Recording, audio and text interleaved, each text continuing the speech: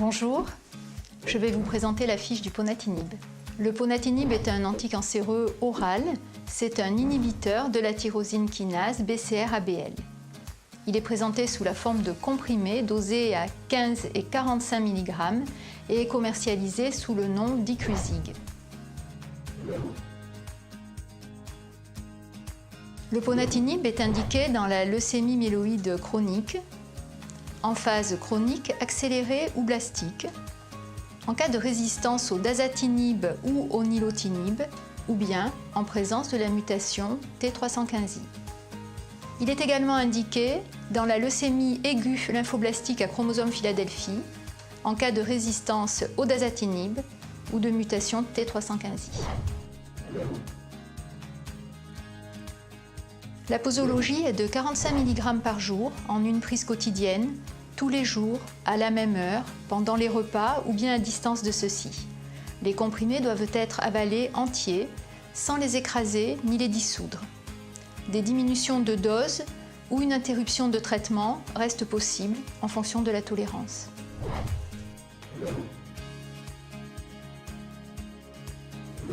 Le ponatinib est un médicament soumis à prescription initiale hospitalière pendant 6 mois, avec surveillance particulière pendant le traitement. La prescription et le renouvellement sont réservés aux spécialistes en cancérologie.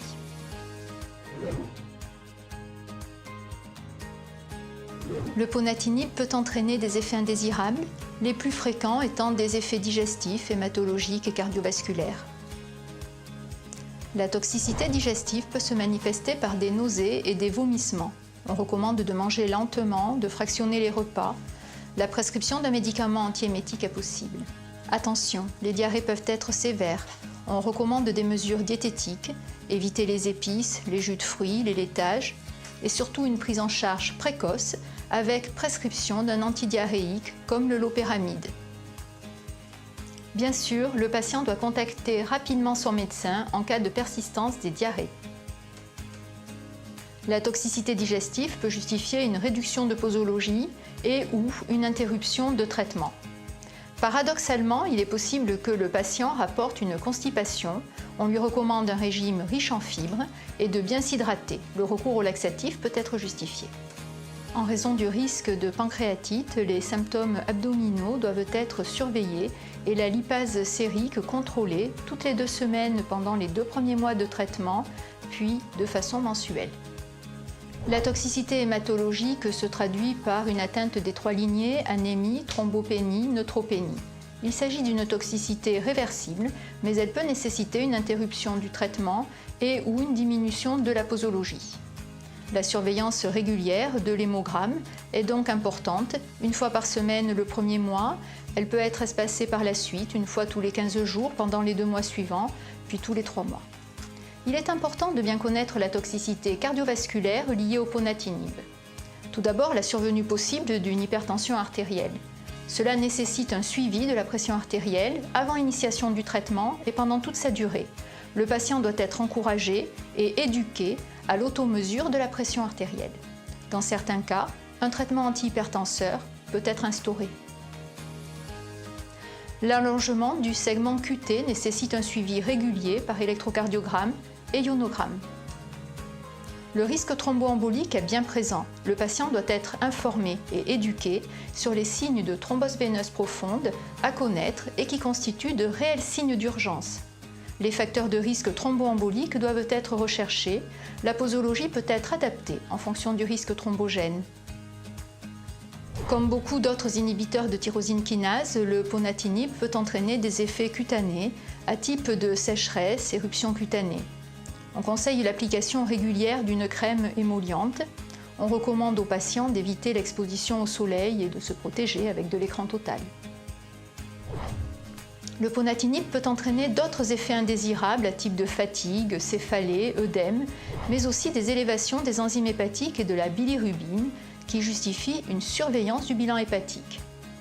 Des troubles métaboliques peuvent survenir, une hyperglycémie, une hypertriglycéridémie. Des arthralgies et des myalgies sont possibles. La toxicité pulmonaire se manifeste par une dyspnée, une toux, voire un épanchement pleural. L'apparition ou l'aggravation de ces signes pulmonaires doit être surveillée et peut justifier un arrêt du traitement. La surveillance est accrue en cas d'insuffisance hépatique et d'insuffisance rénale. Elle est également accrue chez les patients âgés. De manière générale, il faut prévoir une surveillance régulière du poids, de la survenue d'œdème et une surveillance du bilan biologique, numération formule sanguine, plaquettes, bilan hépatique. La contraception est obligatoire chez la femme en âge de procréer pendant le traitement et l'allaitement est interdit. Le ponatinib est conservé à une température inférieure à 30 degrés à l'abri de l'humidité et de la lumière. Le ponatinib est métabolisé majoritairement par le cytochrome 3A4. Comme pour beaucoup de thérapies ciblées orales, il n'échappe pas à un profil d'interaction médicamenteuse défavorable et elles sont nombreuses. Les inhibiteurs puissants du cytochrome 3A4 peuvent augmenter les concentrations plasmatiques du ponatinib avec un risque de potentialisation réelle des toxicités. Leur administration concomitante est donc à éviter. Il s'agit de médicaments antihypertenseurs comme l'amiodarone, le diltiazem ou le verapamil, d'antifongiques azolés comme le fluconazole et le voriconazole, de certains macrolides comme l'érythromycine et d'antiviraux inhibiteurs de protéases comme le ritonavir ou le boceprevir. Attention, la dissolution gastrique du ponatinib est pH dépendante. Les médicaments qui augmentent le pH gastrique, comme les inhibiteurs de la pompe à protons et les antihistaminiques 2, peuvent donc réduire son absorption avec un risque de perte d'efficacité. Il est possible que le ponatinib modifie l'efficacité des contraceptifs hormonaux. Il est donc conseillé d'utiliser une méthode contraceptive alternative ou complémentaire.